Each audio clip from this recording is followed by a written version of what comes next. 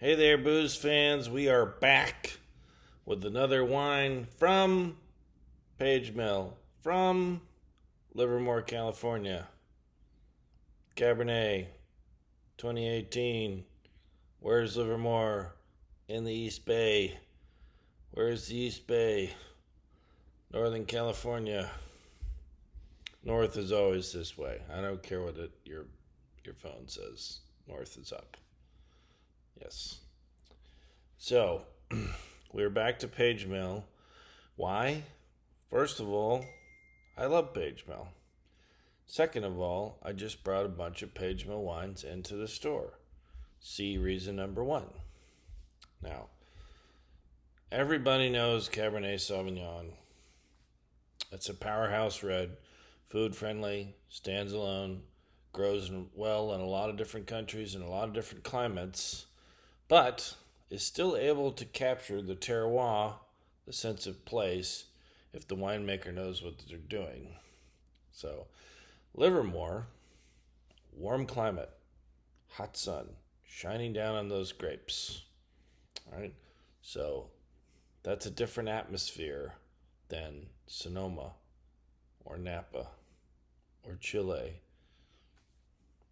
All right, so if the winemaker knows what they're doing, they're going to be able to capture the essence of the place by making all these decisions, when to harvest, trimming the leaves back. I mean, there's 1,000 different things that they can do, and Dane Stark happens to be one of the best.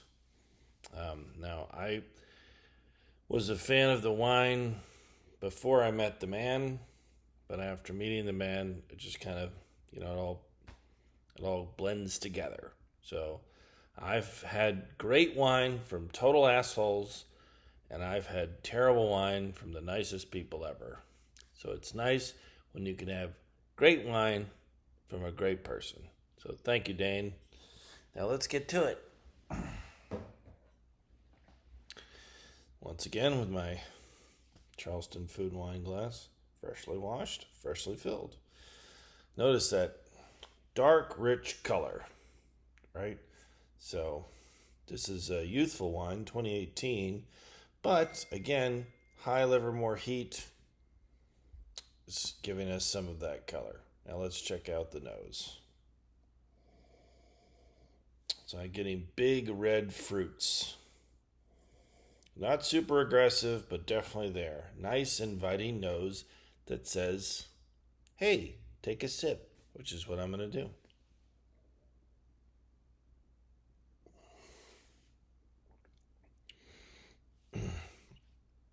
So there's some acid, there's some oak presence, there's some tannins, none of which are overpowering. All right. Again, friendly wine. I'm getting those red fruits, getting cherry and raspberry still going on.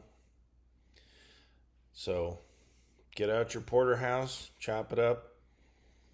You're going to be good with this. Or just sit down, have a chit chat, sip on its own. You're good. Now, a lot of people have had these Napa Cabernets that are big fat oak bombs, and that's all you can taste. You can hardly believe grapes are involved. Here, we're getting an oak presence.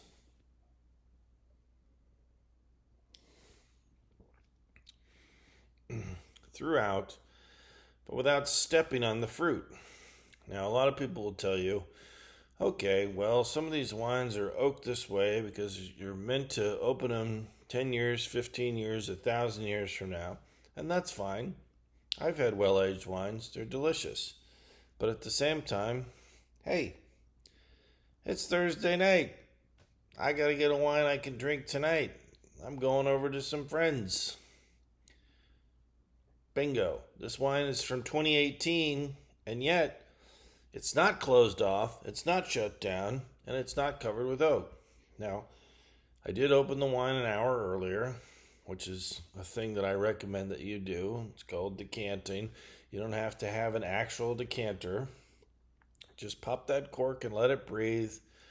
Let it open up. Let it blossom. You know how Some nights you come home and you try the wine, you say, wow, it was even better on day 2.